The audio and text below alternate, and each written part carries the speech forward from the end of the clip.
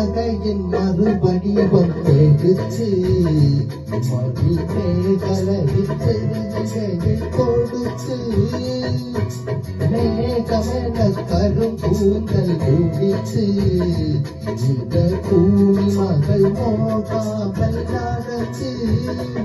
ஒரு மலத்தேரை வடமின்றி வந்ததோ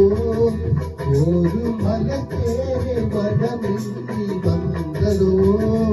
என்ற கிளி என்ன பெரும் பாக்கியம் செய்ததோ அமுதமலை பொழியும் முழு நிலவிலே ஒரு அழகு சிலை உடல் முழுதும் நனைந்ததே அடடா ஒரு தேவனையும் மயக்கிடும்